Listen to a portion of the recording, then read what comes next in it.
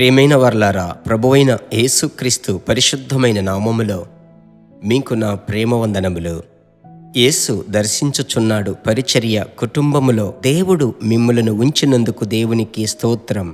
మనము ఒకరికి ఒకరం ముఖాముఖిగా చూడకపోయినప్పటికీ, మనం వేరొక పట్టణంలో ఉన్నప్పటికీ, మీరు వేరొక పట్టణంలో లేక దేశములో ఉన్నప్పటికీ, ఎక్కడున్నప్పటికీ పరిశుద్ధాత్ముడు మనలను ఐక్యపరిచాడు. ప్రభువైనటువంటి యేసు తన రక్తముతో మనలను కడిగాడు. అందుకు ప్రభువుకు మహిమ కలుగునుగాక. ఈ దినమునకు సంబంధించిన ప్రవచన వాక్కును మీకు చెప్పి మీ కొరకు ప్రార్థించుటకు దేవుడు నాకిచ్చిన ఈ మంచి తరుణమునకై దేవునికి స్తోత్రం. ఆమెన్.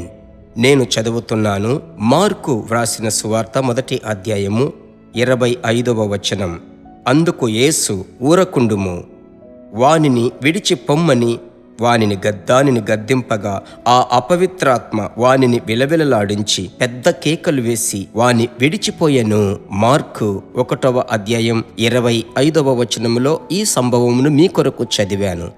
ఇందులో నుంచి మనము నేర్చుకునేటువంటి ఈ దినమునకు సంబంధించిన సత్యం ఏమిటంటే, యేసు సమాజ మందిరములో నిలిచి మాట్లాడుతున్నాడు. హఠాత్తుగా అపవిత్రాత్మ పట్టిన ఒక మనుషుడు కేకలు వేయడం ప్రారంభించాడు. అది ఎలాగూ యేసు నీడలో ఉన్న ఆ అభిషేకము ఆ అపవిత్రాత్మను వెళ్ళగొట్టడం ప్రారంభించింది. అనేక దినములుగా, ఎన్ని సంవత్సరాలుగా ఉన్నాడో తెలియదు. అయితే ప్రభువైనటువంటి యేసుక్రీస్తు మాట్లాడగా ఆ అపవిత్రాత్మ ఊరకుండలేకపోయింది, దాగుకోలేకపోయింది, మరుగై ఉండలేకపోయింది. అవును, పరిశుద్ధాత్మ అభిషేకములో ఒక పరమ రహస్యముంది. అదేమిటది?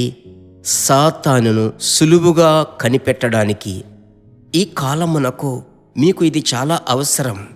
కొన్ని సందర్భాలలో మిమ్మలను సాతానుడు మోసగించుటకు అనవసరమైన ఉపదేశములు తీసుకుని రావచ్చు. అబద్ధపు ప్రవక్తలను మీ ఎదుటికి రప్పించవచ్చు. అనవసరంగా వస్తువులు నష్టము చేయడానికి, సమాధానము పాడు చేయడానికి మార్గము చూపించవచ్చు. కనుకనే నేను మీకు చెప్పుచున్నాను, ప్రభువా, వానిని గుర్తులు పట్టడానికి ఒక అభిషేకమును నా మీద విస్తరింపచేయండి. ప్రభువా, నేను పాపములో పడిపోకూడదు, మీకు విరోధముగా మాట్లాడకూడదు, ఎల్లప్పుడూ శత్రువును ఎదిరించుటకు నాకు కృప చూపించయ్యా. నా వస్తువులను, నా దేహమును వాడు పాడు చెయ్యకూడదు. దేవా, ఆ శత్రువును నేను గుర్తుపట్టి వెళ్ళగొట్టేటువంటి కృపను నాలో మీరు ఉంచారు. అభిషేకింపబడిన ప్రతి ఒక్కరిలో మీరు ఉంచారు ప్రభువా. కనుక ఈరోజు మనం దాని కొరకు ప్రార్థించుదాం. సాతానును గుర్తుపట్టి వెళ్ళగొట్టే అభిషేకం ఇప్పుడు మీ కొరకు నేను ప్రార్థించుదాం. పరిశుద్ధమైన మంచి తండ్రి, ఆకాశమునకు భూమికి సర్వాధికారము కలిగిన యేసయ్యా, మీ సేవకుడనైన నేను మీ వాక్యమును బోధించి మీ బిడ్డల కొరకు వేడుకొనుచున్నాను. తండ్రి, ఈ దినములు కఠిన దినములు, భయంకరమైనటువంటి ప్రభువా దినములయ్యా.